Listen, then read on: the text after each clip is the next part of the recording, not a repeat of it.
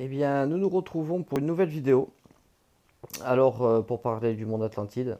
Donc, comme vous pouvez voir, le nouveau design, on se trouve bien sous l'eau. Donc, voilà, le design est vraiment sympa. Alors, j'avais fait une vidéo précédente, mais ça a coupé. Donc, je voulais faire la première bataille et vous offrir la vidéo. Mais sur la fin de vidéo, il y a eu une coupure parce que j'ai fait une mauvaise manipulation. Donc, la fin du gameplay n'était pas, des explications, pardon, n'étaient pas enregistrées. Donc, ça n'avait pas de sens. Donc, j'ai décidé de refaire la vidéo.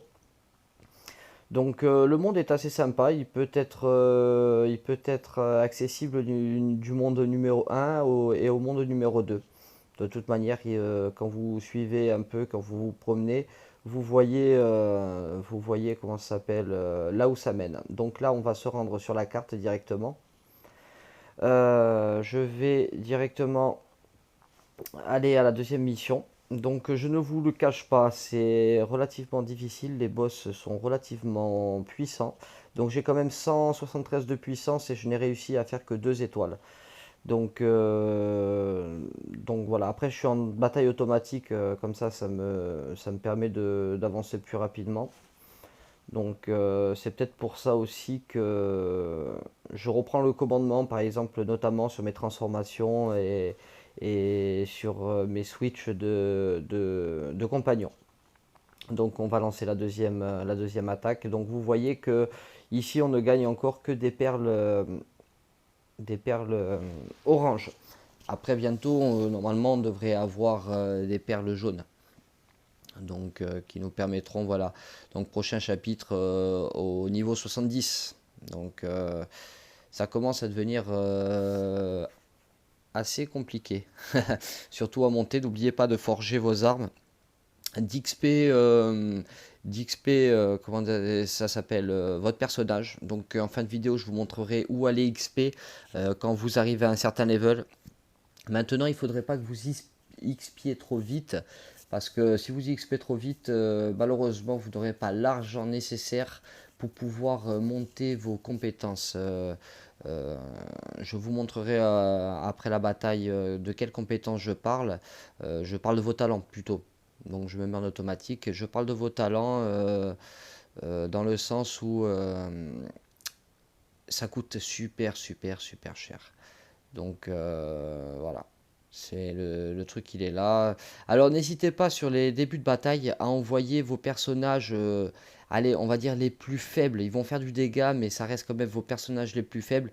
C'est pas ceux avec qui vous faites le plus de dégâts pour pouvoir conserver un maximum de compagnons pour le boss final. Ça vous permettra, euh, ça vous permettra de pouvoir le DPS assez rapidement, enfin assez rapidement je m'entends, d'essayer d'avoir au moins 2 étoiles et pas une étoile. Parce que comme vous l'avez vu, enfin dû remarquer, c'est vraiment au niveau du temps et au timing. C'est-à-dire que si vous faites moins de 2 minutes, vous prenez 3 étoiles assurées. Et au-delà de 2 minutes, ben, c'est un petit peu plus long. Donc là, je suis avec Hades et le Sabreur.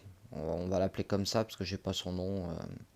Qui sont des personnages qui font pas mal de DPS, mais les points de vie, c'est pas trop trop ça. Donc ils prennent vite les coups, ils sont plus ou moins fragiles. Donc moi, j'accélère un peu tout, je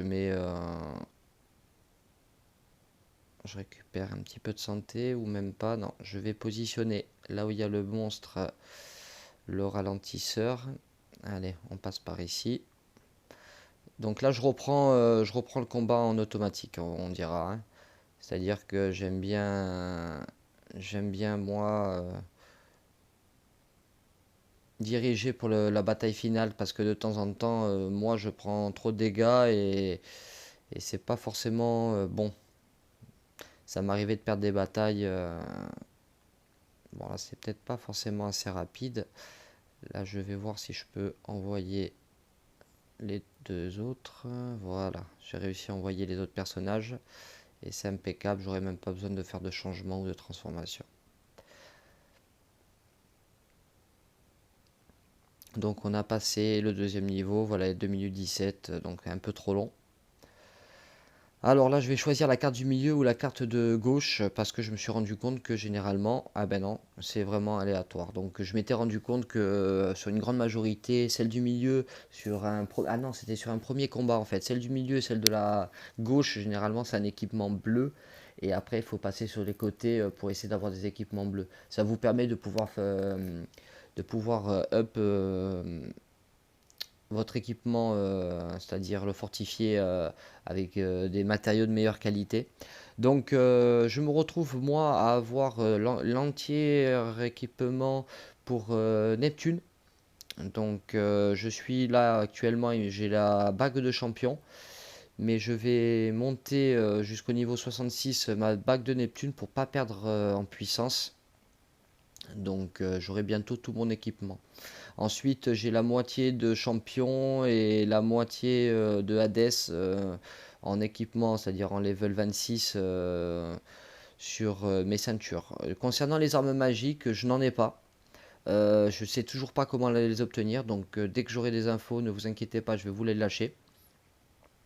Ensuite, sur la tenue, c'est un peu bizarre, donc les tenues, je les ai débloquées via des diamants pour les avoir. On peut les enchanter.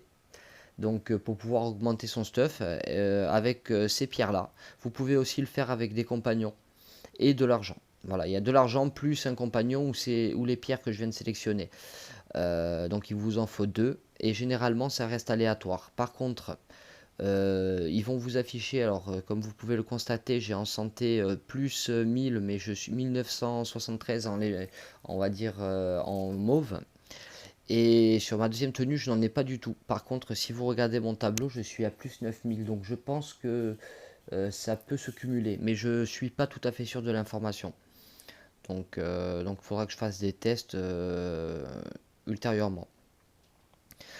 Concernant aussi le up, c'est-à-dire du level 55 à 65, ceux qui veulent up un peu plus rapidement, n'oubliez pas que quand vous faites votre mode histoire, donc vous recevez une récompense et dans la récompense, vous descendez en bas, vous obtenez des points d'activité, pardon, et vous avez une boutique. Dans la boutique d'activité, vous allez tout au fond et vous voyez que vous avez une carte d'XP que vous pouvez acheter pour 150. Donc moi, je n'XP plus avec ça, je m'en suis servi pour XP assez rapidement jusqu'au level 65. Mais maintenant, je me sers plutôt des runes d'XP bleues pour pouvoir fortifier mes runes à moi. C'est-à-dire pour pouvoir les fortifier là. Et ne vous inquiétez pas, montez-les parce que de toute manière, même si vous recevez après un équipement de runes orange, vous pouvez switcher les deux, vous descendez et automatiquement en descendant, vous améliorez avec le produit que vous avez sorti et vous allez retrouver la hauteur que vous aviez au préalable. Donc voilà, j'espère que cette vidéo vous aura plu. N'hésitez pas à me lâcher un petit com et je vous dis à très bientôt.